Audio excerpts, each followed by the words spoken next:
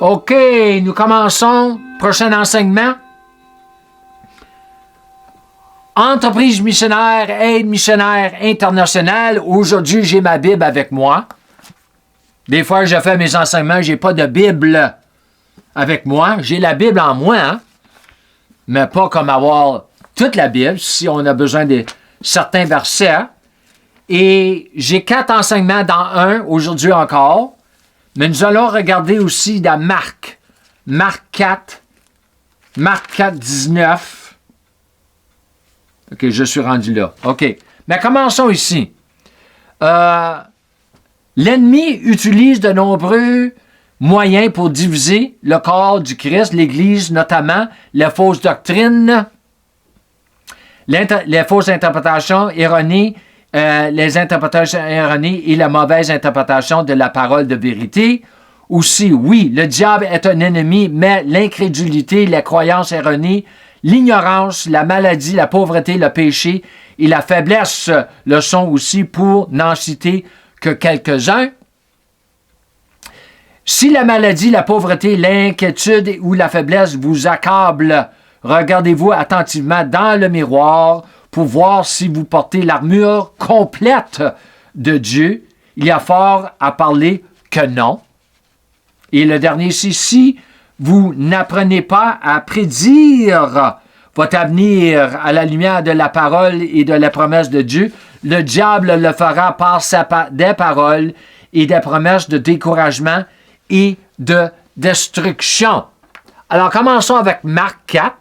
Marc 4, c'est la parabole du semeur. Nous allons seulement regarder une section. Commençons avec 14, le semeur sème la parole. Et ici, c'est marqué 15. Aussitôt, Satan vient et enlève la parole. Parce que si Satan peut enlever la parole, il va détruire il va enlever la foi. Parce que la parole de Dieu est basée, la parole de Dieu est la fondation pour la foi de Dieu. Sans la parole, nous n'avons pas la foi de Dieu. Pour ça, la parole nous dit qu'est-ce que Dieu croit. OK? Alors, si le diable peut enlever la parole, il va enlever votre foi ou détruire votre foi. OK? Et ensuite, même si vous allez dans verset 17, ils n'ont pas de racine en eux-mêmes, ils manquent de persistance dès que survienne une tribulation ou une persécution à cause de la parole. Alors, vous allez avoir des troubles. Les troubles vont venir quand vous êtes sérieux concernant la parole, semer la parole. Les troubles vont venir, garanti. C'est marqué, Jésus nous l'a dit, il nous avertit d'avance que les troubles vont venir à cause de la parole. Alors, c'est pour ça, ici, c'est marqué, il faut persévérer. Il manque de persistance ou persévérance en semant la parole. Parce que le diable veut que vous arrêtez de semer la parole. Et ensuite, je veux juste, vite fait, raccourcir les choses, mais en qui les soucis du siècle, la séduction des richesses et l'invasion des autres convoitises étouffent la parole et la rendent infructueuse. J'aime mieux dans l'anglais les désirs pour autre chose, convoitise. Les désirs, si vous désirez autre chose à part de la parole, c'est ça qui va entrer en vous. Entrer, OK? L'invasion. Vous envahir dans votre cœur, étouffer la parole. Oui, j'aime mieux l'anglais, mais je ne veux pas parler sur l'anglais aujourd'hui. Mais il faut faire attention que les désirs étouffent pas la parole. Alors moi, j'aime mieux garder ça très, très simple. Je garde les désirs seulement pour la parole. Ça fait des années que je suis comme ça. J'ai éliminé beaucoup de choses dans ma vie qui auraient pu devenir une distraction. OK? Je suis un peu tête dure comme ça. Je suis un peu têtu comme ça, mais c'est une bonne manière, c'est une bonne tête dure, si je peux dire cela. Alors, l'ennemi utilise de nombreux moyens pour diviser le corps. Le corps du Christ, il y a seulement un corps. Il y a seulement un corps, une église, une foi. Et ça fait partie de beaucoup d'églises locales, certainement. Mais je ne suis pas le premier à apercevoir que nous avons toutes sortes de différentes églises, dénominations, même dans l'Église charismatique, la parole de foi, tout cela, nous avons toutes sortes de différentes croyances qui ont né une division et non une union. Une division. À place de l'unité, c'est la division. OK? Ah, nous autres, on ne croit pas ça ici. Ah, nous autres, on croit ça, mais on ne croit pas ça. OK? Alors, ça, c'est bâti sur des fausses interprétations de la parole. Ouais, OK, on croit la parole, mais on ne croit pas que ça, c'est pour aujourd'hui. Ah, vraiment. OK? Alors, il faut faire attention avec tout cela. Le diable, l'ennemi, oui, certainement. Certainement. Mais souvent, nous blâmons le diable pour quelque chose qu'il n'a rien fait. Il n'a rien fait. OK? L'incrédulité, la croyance erronée, l'ignorance, la maladie, la pauvreté, toutes ces choses-là, c'est un ennemi. Même la pauvreté, hey, la maladie, ça t'empêche d'accomplir ce que Dieu t'a appelé à accomplir. Quand tu es malade, tu es au lit, à l'hôpital, comment tu peux accomplir? Hein? Tu es appelé à devenir un missionnaire, un évangéliste, puis tu es pris dans un lit d'hôpital, en train de mourir, plein de cancer. Ah. L'ennemi, le diable, il manque de l'argent. Je n'ai pas d'argent pour un véhicule, je n'ai pas d'argent pour une caméra, je n'ai pas d'argent pour le voyage. Dieu m'a appelé à ceci, Dieu m'a appelé à ça. Moi, qu'est-ce qui mérite le plus? Peut-être pas le plus, mais qui mérite beaucoup? C'est quand la personne m'envoie un message sur Messenger, WhatsApp, quoi que ce soit. Oh, Dieu m'a appelé à faire ceci, Dieu m'a appelé à faire ça. Oh, très bon. Ah, mais j'ai besoin de l'argent. Ah oui? Tu veux que moi, je te donne mon argent que j'ai besoin pour mon appel? Tu veux que je te le donne à toi pour faire ton appel? L'appel que Dieu t'a donné. Tu veux mon argent que Dieu m'a donné pour accomplir mon appel. Ça ne marche pas comme ça. Si Dieu t'a appelé à faire quelque chose, Dieu est ta provision. OK? Arrêtez d'aller achaler les autres pour de l'argent. Que ce soit ton appel, fais certain que c'est ton appel et c'est pas quelque chose que tu t'es mis dans la tête, ta petite tête dure. Fais certain et passe du temps avec ton père. Parce que c'est ton père, si c'est ton père qui t'a appelé à faire cela, c'est ton père qui va te donner la provision. OK? L'ignorance, l'incrédulité, les croyances erronées, c'est un ennemi.